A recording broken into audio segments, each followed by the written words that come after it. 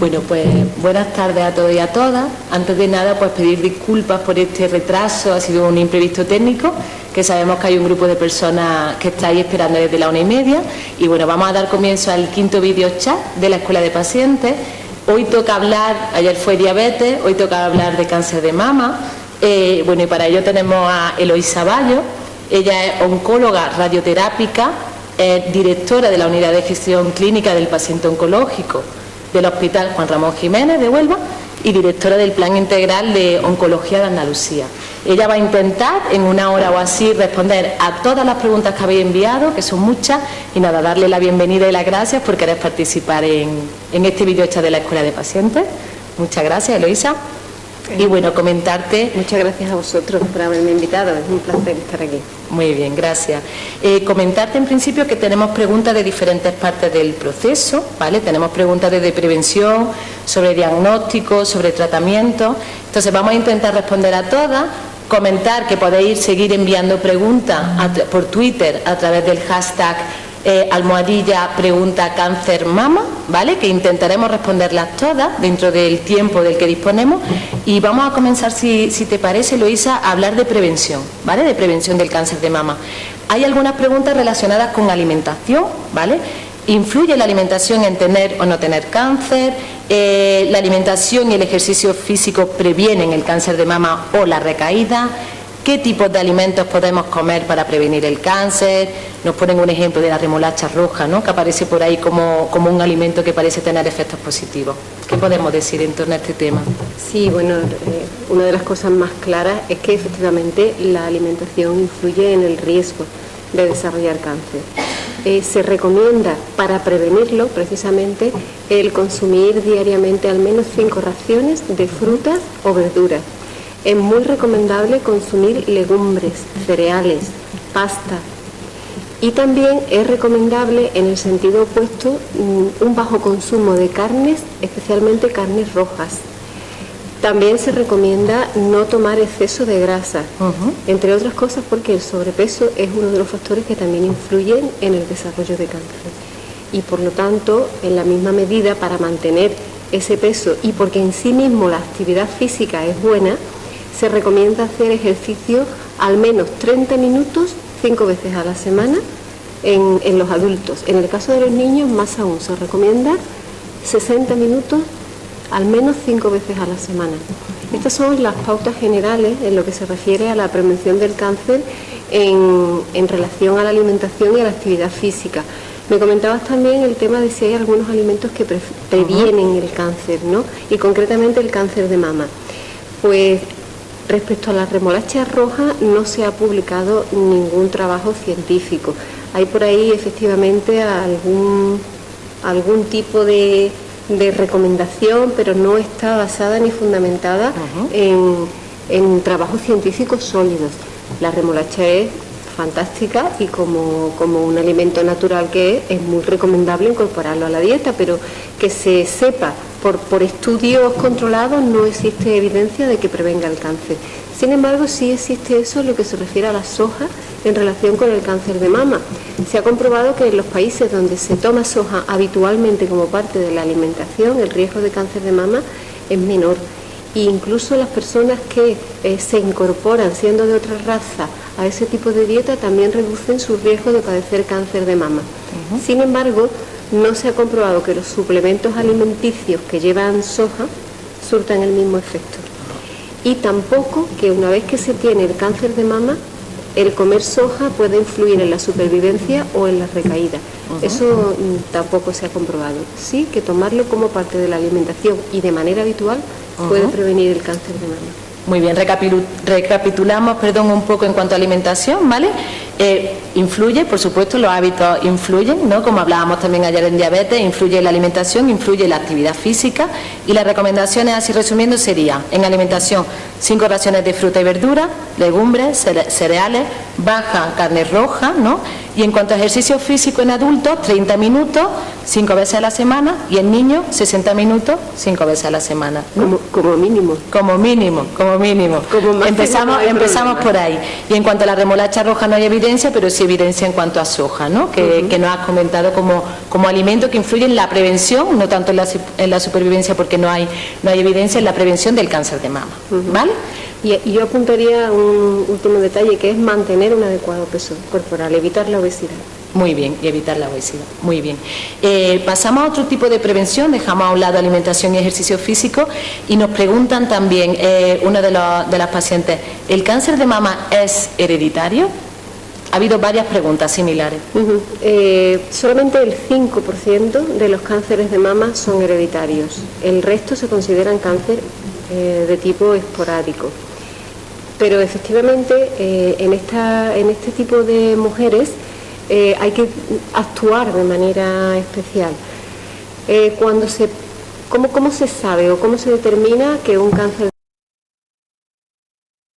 que tienen cáncer hereditario sobreexpresan o tienen una mutación en unos genes que se denominan BRCA1 y BRCA2? Esto evidentemente no se lo tienen que hacer todas las mujeres, solamente aquellas que por agregación de cáncer familiar, es decir, por un gran número de personas con cáncer de mama o de ovario en la familia, se sospecha que puedan tener una mutación en estos genes. Generalmente se considera que esto es así cuando se tienen 4 o más familiares en cualquier grado, no en primer grado, en la misma familia. O bien 2 familiares en primer o segundo grado con cáncer de mama y cáncer de ovario. Pueden ser o 2 de mama, 1 de mama y otro de ovario, 2 de ovario. Es decir, cuando se dan este tipo de agregaciones de cáncer en la misma familia es cuando tenemos que sospechar. También, por ejemplo, cuando el cáncer de mama se presenta en un solo individuo pero con menos de 30 años.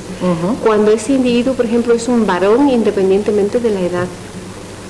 Y quizás alguna más que se me esté olvidando en este momento, pero en esas determinadas circunstancias tenemos que sospechar que ese cáncer puede ser de tipo hereditario y por lo tanto hay que estudiar también a la familia, no solo a la persona que lo padece. Perfecto, bueno, este tema nos ha metido en otro, ¿no?, que trataremos a raíz del caso Angelina Jolie un poquito más adelante, pero vamos resumiendo un poco, solo el 5% serían cánceres hereditarios y bueno, y se tiene que dar una serie de requisitos, ¿no?, como 4 o más familiares, que 2 o más familiares de primero o segundo grado, cánceres que se desarrollen en personas menores de 30 años, ¿no? Son una serie de requisitos para analizar Y cáncer de mama bilateral. Y cáncer de en mama la misma bilateral. Persona también es un criterio para sospechar que pueda ser de carácter hereditario. Muy bien, ahora tomaremos todo este tema en relación a otras muchas preguntas que nos han venido, ya muchas de ellas están respondidas aquí, ¿no? Vamos a continuar con la prevención y nos hablan ahora del estrés, de la actitud, ¿no? El hecho de tener mucho estrés o el hecho de ser pesimista o depresivo puede influir en desarrollar cáncer, y nos apuntan: he leído mucho sobre la fortaleza y el optimismo para curarse. Esta pregunta es un poco controvertida, porque efectivamente parece que sí puede haber evidencia de que el estrés favorezca el desarrollo de cáncer.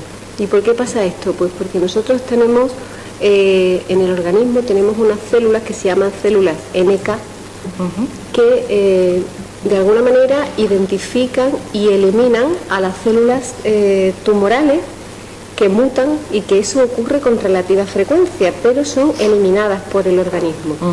Cuando se produce un estrés crónico y mantenido, no una situación de estrés de manera individual, o sea, de manera esporádica, porque todos vivimos una situación de estrés de manera esporádica en algún momento de nuestra vida. Estrés que además no tiene por qué estar relacionado siempre con cosas negativas, sino incluso a veces con cosas positivas, como el otro día leía un poco a propósito del estrés y la planificación de la boda. Ese tipo de cosas también pueden generar estrés, ¿no? Pues cuando el estrés se convierte en algo crónico, se produce una disminución de esas células que de alguna manera son las que controlan el probable desarrollo de una célula tumoral, como un tumor que empiece a crecer y se convierta en un tumor macroscópico. Eso ocurre también porque el estrés prepara. Cuando una persona está sometida a un estrés, el organismo necesita de una hormona que es el cortisol. Entonces produce una gran cantidad de cortisol para preparar nuestro organismo ante el estrés.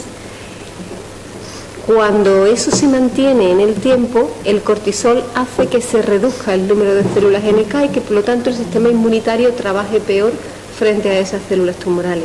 Entonces, de alguna manera sí parece que hay alguna evidencia de que esto es así. Y además, esto también se ha demostrado en algún estudio experimental. De hecho, no hace mucho se publicó y me llamó mucho la atención porque era la primera vez que leía experimentalmente que esto estaba demostrado.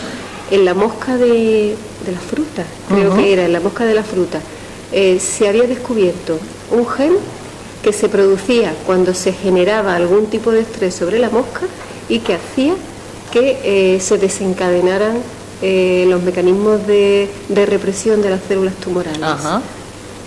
Un ejemplo curioso, ¿no? Sí, es curioso. Bueno, pero con la idea que nos quedamos, que es el estrés crónico, el estrés continuado, ¿no? Lo que sí que influye en nuestro organismo y puede, ¿no?, influir en el desarrollo de este tipo de enfermedades, ¿verdad? Sí. Y en cuanto a pesimista, depresivo, actitud ante ese pesimismo, ese estado de ánimo, más bien podríamos decir, no sé si comentar algo concreto.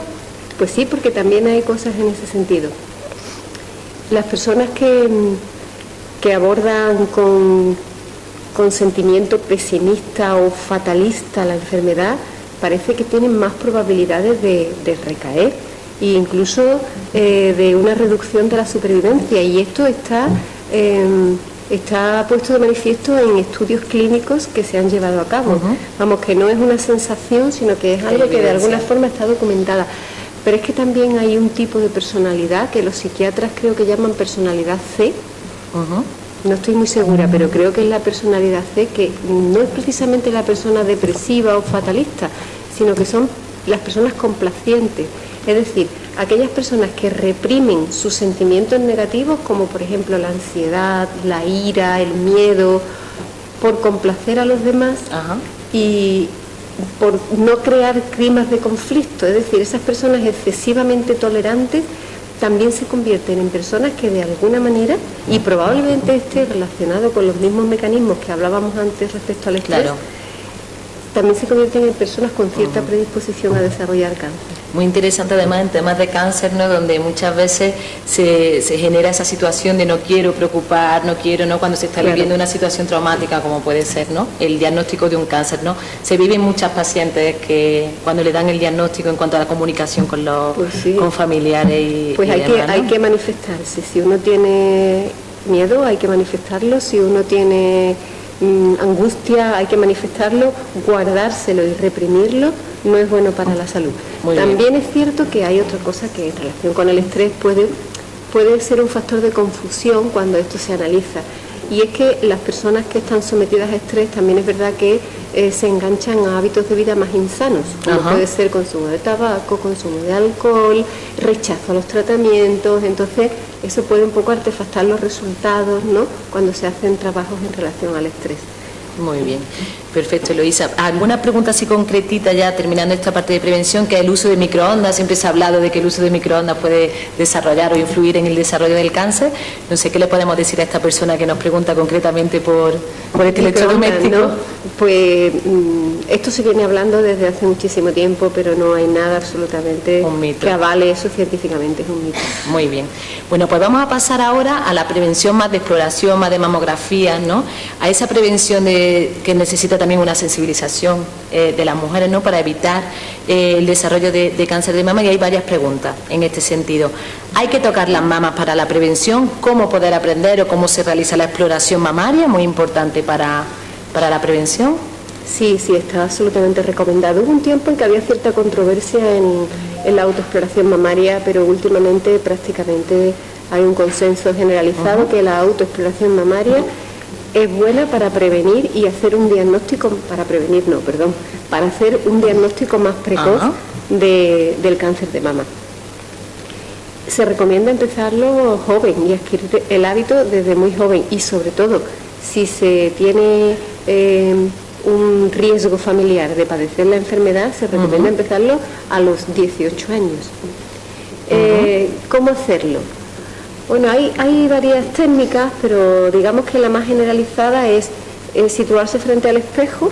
Primero observar la simetría de las dos mamas, que las dos mamas son iguales, que no hay ningún tipo de bulto aparente, ni trastornos en la coloración, ni retracción del pezón, ni ninguna alteración significativa, y ver efectivamente la simetría de las dos mamas. Después eso mismo se recomienda hacerlo con el músculo pectoral contraído. Entonces el músculo se contrae o bien cuando se ponen las manos así a la altura y se aprieta, o bien por detrás también se puede apretar, y de esa forma vemos la contracción del músculo pectoral, que hace que la mama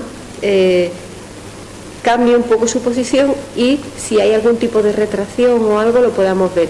Incluso si nos inclinamos un poco hacia adelante, por ejemplo, las retracciones del pezón, que pueden no ser evidentes en la posición de reposo, se ponen de manifiesto. Después de esa inspección, lo que se recomienda es la palpación. La palpación conviene hacerla de pie o sentada, y también acostada. Normalmente se levanta el brazo de la mama que se va a explorar, y con la otra mama, con 3 o 4 dedos, se empieza explorando por la parte externa y se va avanzando en círculos hacia la areola, despacio y con calma, para detectar pues cualquier anomalía, cualquier nodulito o cualquier cosa que podamos percibir. Luego se hace lo mismo con la otra mama, y después esto mismo se hace tumbada, porque al tumbarse la mama se expande sobre la parrilla torácica y digamos que se pone un poco más en evidencia cualquier cosa, porque el volumen de la mama se aplana. Entonces es interesante hacerlo también en esa posición, y como he dicho siempre, en círculos desde la parte más externa hacia la zona de la areola.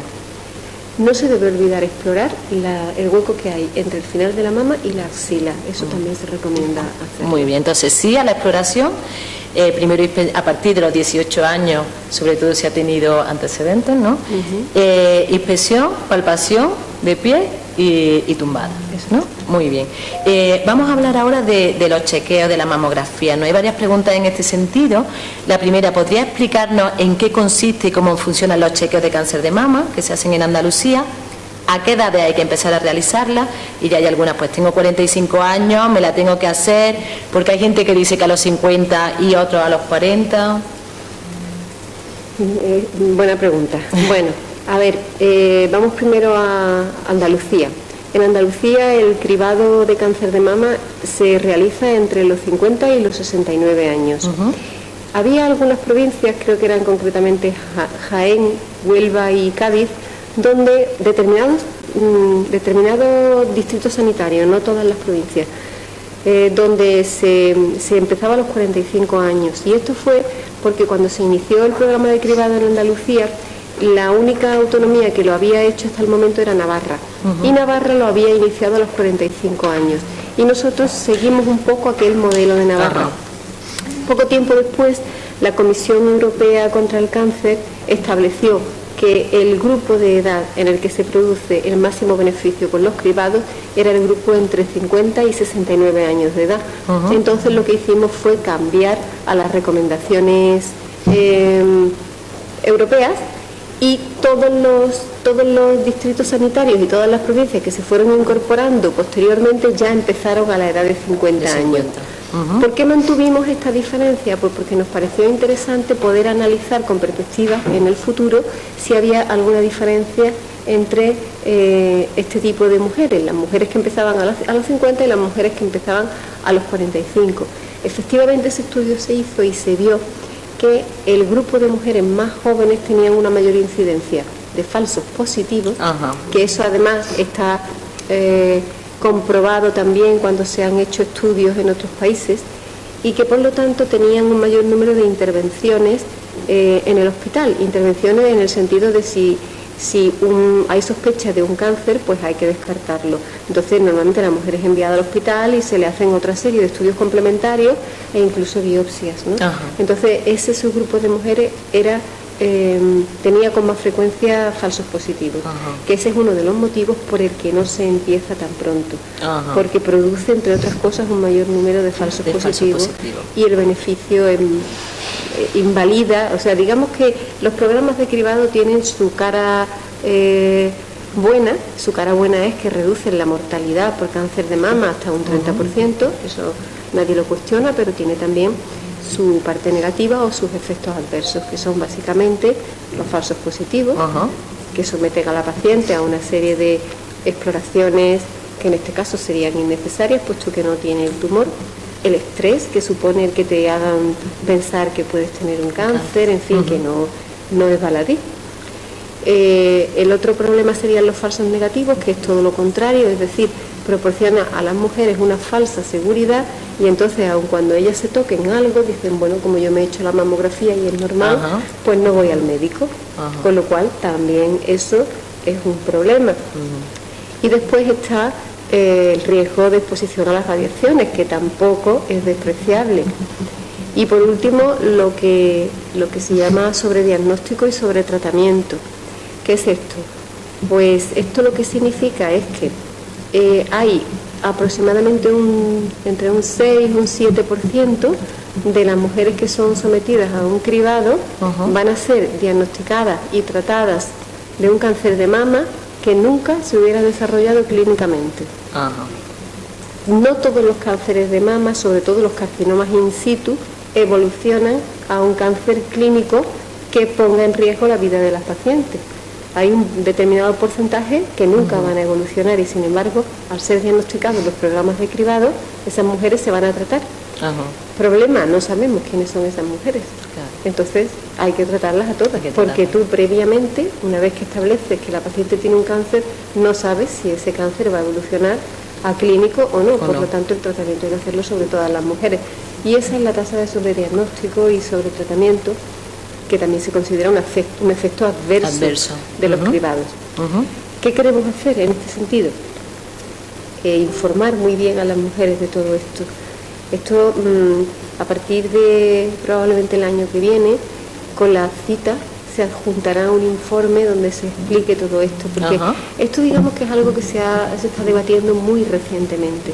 De hecho, en los países nórdicos se ha cuestionado mucho que el cribado pueda o no seguir como implantado institucionalmente, precisamente por todas estas cuestiones.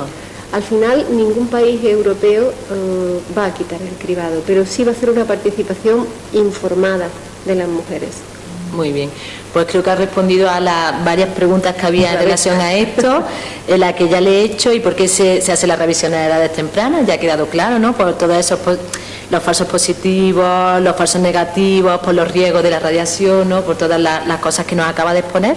Y por último, también nos comentaba Julia, he leído que con los chequeos de cáncer de mama, por cada caso que se previene y no morirá, se tratan demasiado y se diagnostican casos que no tocan, tal como ha comentado ella, ¿no? Entonces, Julia, yo creo que te ha respondido también, ¿no? Entonces, resumiendo, la edad para hacer la mamografía ahora mismo en Andalucía está de 50 a 69, a 69 años, ¿vale? Bueno, pues ya hemos hablado de prevención, hemos hablado de alimentación, hemos hablado de hábitos de vida, hemos hablado de todo el tema de pruebas para el diagnóstico precoz. Vamos a pasar al diagnóstico y a los tipos de cáncer, Eloisa. ¿A qué intervalo hay más probabilidad de desarrollar cáncer de mama? Que un poco también viene, ¿no?, relacionado con lo anterior. Y no, hay varias mujeres, tengo 65 años, tengo 75 años, nos ponía otra de las pacientes que ha participado, aún puedo desarrollar cáncer de mama. Ya hemos dicho que el cribado acaba a los 69. Pues... Sí, en la década de los 50-60 es donde el riesgo es mayor, pero realmente el cáncer de mama se puede desarrollar mucho antes y mucho después. Lo que pasa es que ahí sí que hay un pico de máxima incidencia. Muy bien, entre 50 y 60 años. Bueno, en la década de los 50 a los 60. O sea, sería un periodo de aproximadamente 20 años, ¿no? Muy bien. ¿Y qué probabilidad tenemos los hombres de desarrollar cáncer de mama? Nos preguntaban también. Sí, bastante menos que las mujeres. Solo el 1% de los cánceres de mama se desarrollan en hombres. Lo que pasa es que, como decía antes, el hecho de ser varón, tener cáncer de mama y ser varón, confiere un alto riesgo de que esto sea un cáncer hereditario. Muy bien. De lo que hablábamos antes, ¿no? Del 5% de cáncer hereditario. El BRCA1 o 2 positivo. Nos ha preguntado una persona esta mañana, además, algo muy concreto: si me aparece una mancha en una mamografía, ¿qué puede ser? La pregunta no la hemos recibido así. Bueno, a ver, una mancha en una mamografía puede ser muchas cosas. Puede ser hasta incluso una verruga. Porque en la mamografía también se ven las lesiones cutáneas como si fuesen manchas. Depende de las características de esa mancha. Los tumores benignos generalmente pues suelen estar muy bien delimitados, no tienen ramificaciones, no suelen tener microcalcificaciones. Hay una serie de características que los radiólogos conocen muy bien y que les permiten distinguir entre lesiones benignas y lesiones con sospecha de malignidad. Entonces, bueno, pues una mancha en sí mismo no significa nada. Puede ser, pues desde, ya digo, desde una verruga en la piel hasta un tumor maligno, evidentemente. Muy bien.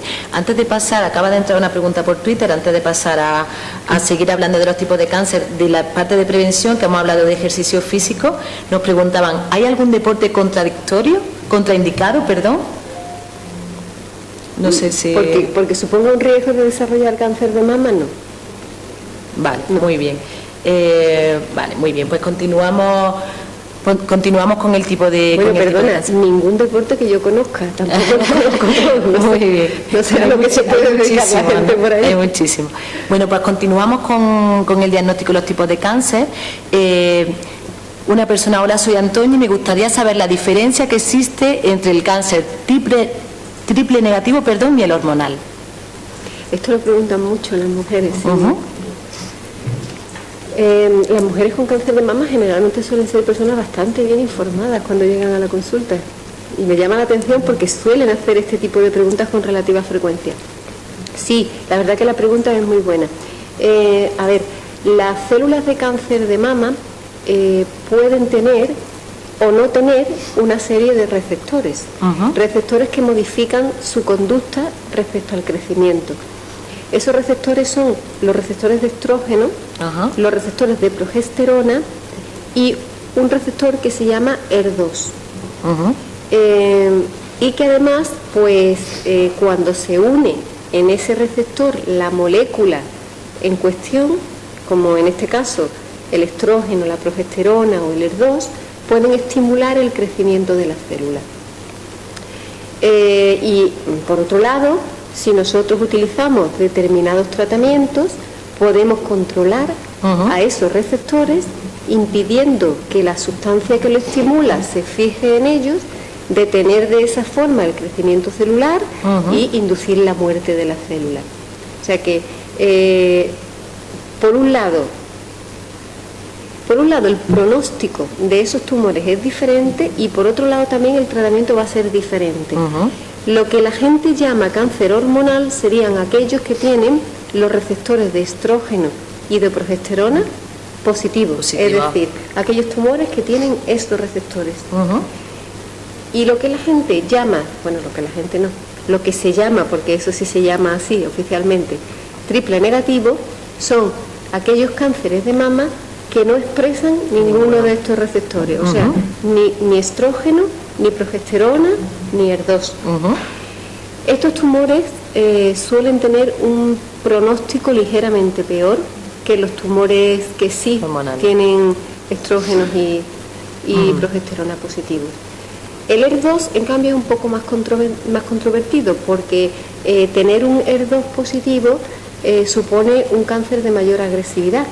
Sin embargo, tiene una opción terapéutica que no tienen los que son negativos, y es la posibilidad de tratamiento con trastuzumab, que es un anticuerpo monoclonal. Y entonces, bueno, pues posibilita o cambia el pronóstico de la enfermedad por el hecho de poder tener un tratamiento específico. Al igual que pasa con los receptores. Pero en los receptores es distinto, porque los tumores con receptores positivos tienen mejor pronóstico y además de tener mejor pronóstico tienen la posibilidad de poderse tratar con fármacos específicos que bloquean esa influencia hormonal y que básicamente pues son el tamoxifeno, un fármaco ya bastante antiguo pero que sigue siendo un fármaco extraordinariamente eficaz, y más recientemente los inhibidores de la aromatasa. Además, el triple negativo, un poco volviendo a este tumor, además de que parece que tiene una supervivencia ligeramente inferior, está en torno al 75%, mientras que los cánceres receptores hormonales positivos está por encima del 93-94%, ¿no? La diferencia puede ser considerable. Estos tumores además solo se pueden tratar con quimioterapia o algunos otros fármacos que están ahora en fase de desarrollo, pero no se pueden tratar ni con hormonas ni con anticuerpos monoclonales contra el ER2, puesto que no los expresan y por lo tanto no serían útiles, disminuyendo así un poco también las posibilidades de tratamiento de este tipo de tumores. Se suelen asociar también con más frecuencia al cáncer de mama hereditario. Los triple negativos. Los triple negativos.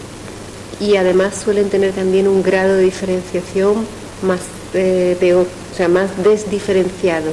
Eso significa que la célula tumoral se parece mucho menos a la célula no tumoral. Eso es el grado. A medida que avanza, hay 3 grados, 1, 2 y 3, a medida que avanza la célula se aleja de la normalidad y se vuelve también más agresiva. Más agresiva. Entonces ya hemos visto, pues hay diferencias en cuanto a pronóstico, hay diferencias en cuanto a tratamiento, incluso en cuanto a causa, ¿no? Porque el triple negativo puede ser más hereditario, ¿no? Lo que hablábamos. Realmente no se puede establecer esa conclusión, pero sí es cierto que se asocia con más frecuencia. Se asocia más, vale.